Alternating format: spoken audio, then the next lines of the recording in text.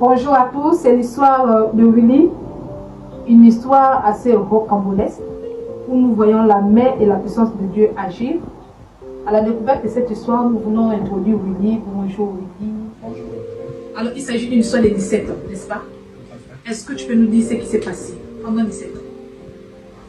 En fait, pendant 17 ans, j'étais persécuté par les esprits maléfiques. Parlons de ces trois esprits en quelques minutes. Le premier, Il y avait un esprit de femme de nuit. comment il agissait cet esprit? Cet esprit de femme de nuit venait tous les jours me saisir dans la chambre, D'accord. faire des rapports avec moi. Et les rapports étaient vrais? Les rapports étaient vrais parce que lorsqu'il me saisissait dans la chambre, il me déshabillait. Ouais. Il arrivait que je faisais des rapports avec le sol ou avec le matelas. Les gens sentaient la présence La présence de cette femme. de cette femme. Et quand tu arrivais à jouir J'arrivais à jouer, parfois il arrivait que je faisais 3 ou 4 fois avec elle, avec elle. que faisais-tu de ton matelas? Je perçais des trous dans le matelas. D'accord, parce que la scène était réelle. Parce que la scène était réelle, oui. D'accord, donc ça s'est passé comme ça 3 fois par jour. 3 fois par jour. 3 fois par jour, d'accord.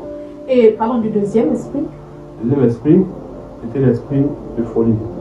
Donc lorsque j'avais des nouveaux vêtements, il fallait que Tu fasses je fasse des essais sur ces vêtements. rien que sur les nouveaux vêtements. Sur les nouveaux vêtements. Et puis je ne peux pas durer avec un article. S'il y a quelque chose, ça doit se gaspiller de là. D'accord. Et le troisième? Le troisième, c'était un esprit de serpent. D'accord. Donc à chaque fois, je rêvais un serpent. Qu'est-ce qu'il te faisait? Il me suçait, il me tirait l'énergie par l'anus. D'accord.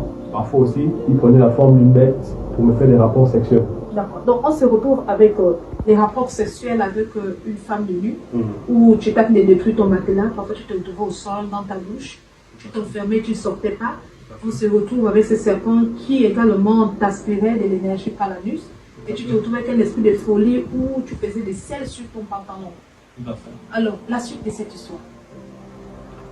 La suite de cette histoire, c'est que voilà comment je vais un peu partout, chez les pygmées, chez les noirs, essayer de me débarrasser de ces esprits. Et lorsque j'ai parti là-bas, ça devenait de pire en pire. D'accord. Voici comment je vais croiser ma petite amie. Elle me fait comprendre qu'il y a une église qu'on appelle Meya. D'accord. Avant d'être à Meya, tu parles de fantômes, tu parles de marche dans la forêt, tu parles de servir le diable. Je peux comprendre en une minute. Bon, avant de rencontrer la servante de Dieu, il arrivé que parfois, lorsque je suis dans la chambre, une fois, il m'est arrivé que quand je suis dans la chambre, j'avais ressenti la présence d'un esprit qui m'avait giflé physiquement.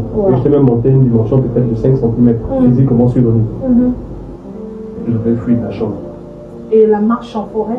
La marche en forêt, j'étais quitté depuis Bessieux jusqu'au Cap, à pied. Et j'avais dormi même ce jour-là dans la forêt parce que j'étais arrivé vers les 22-23 heures. Je suis dormi dans la forêt, revenir le lendemain à pied.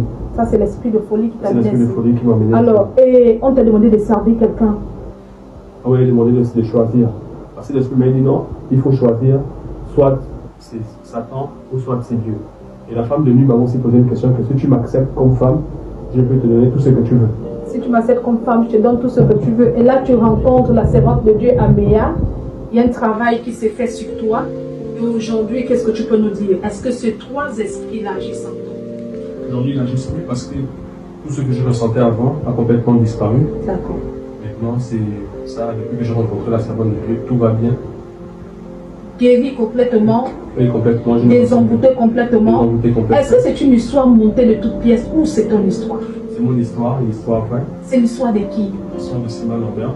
L'histoire de Simon Norbert qui a été visité par la main de Dieu. Si tu regardais quelqu'un, qu'est-ce que tu lui dirais sur Jésus?